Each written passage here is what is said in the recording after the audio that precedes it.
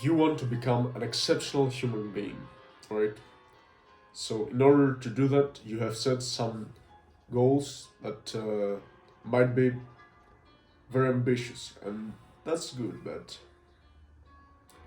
sometimes the achievement of this goal is dependent on some things that you cannot control.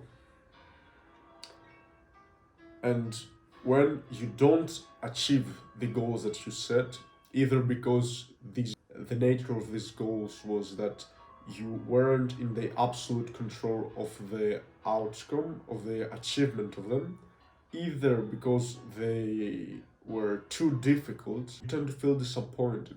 You feel bad about yourself, your self-esteem drops, and you lose the respect that you had for yourself. Because you think like, I said I wanted to do something and I didn't do it. I failed. So you get discouraged from trying again and to setting different goals. And that's very bad for you because you can stall, you can stay at the same position in life for a lot of years. So let me give you an advice. So many people give the advice to not set big goals. You should avoid setting big goals because at the end of the day, you're not going to achieve them and you will feel bad about yourself. But I think that no, you should set difficult goals. You should have high ambitions. You should dare and try and fail, and that's a good thing. But in order to avoid feeling bad about yourself and feeling discouraged, because sometimes, even if you try your best, you don't actually achieve what you wanted to achieve, I suggest you to internalize your goals. It means setting a goal that the outcome you can absolutely control. And what do I mean by that? Let's say that you want to pass some exams. Okay, so if you set a goal that my goal is to pass those exams, this is not an internalized goal. This is a goal that is maybe not 100%, but it's in some way being impacted by factors that you cannot control. Maybe you try your best, but there is just some other kid who was smarter than you, who had better teachers than you, who had been trying for more years than you, and so even though you tried your best for the time that you had, you didn't pass those exams. So what can you fix in this situation? Instead of saying my goal is to pass those exams, you should say my goal is to do absolutely whatever I can to be as much ready as possible for me to be for those exams. My goal is to write the best that I can write.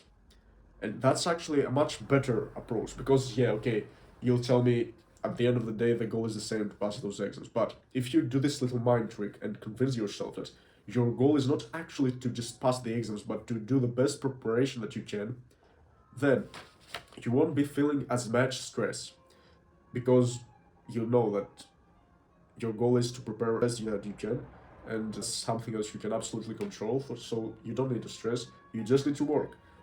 Because you are not going to feel as stressed, you are going to live a better life, you are going to be more productive because you are not going to worry about things that don't matter, and at the end of the day you'll have better end results and have higher chances to pass those exams. Because if you are internalizing your goal, you are actually preparing better and you actually have better chances of achieving that goal.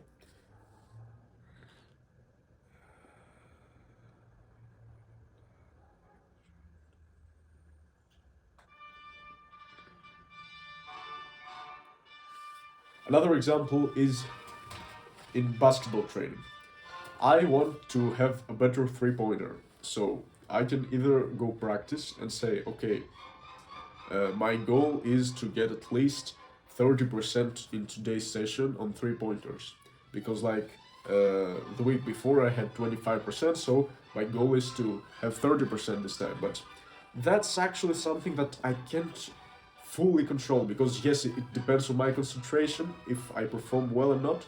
But there are other factors too. If there is some wind, some shots may not go in. There is also some randomness at my level of taking shots. Like I may perform a shot as good as I can, but it still maybe not go in. Maybe this day my body doesn't perform that well. And maybe my mind will not be as clear. So there are all these factors that I cannot control. And if I go every day at the practice and say my goal is to do 30% shooting, and I never achieve this goal day by day, I will get discouraged. I will tell myself, oh, I shouldn't set goals because I can't achieve them. And the next day, I won't even have the motivation to go for training because I'll be like, oh, I have failed so many times that I don't even want to try anymore.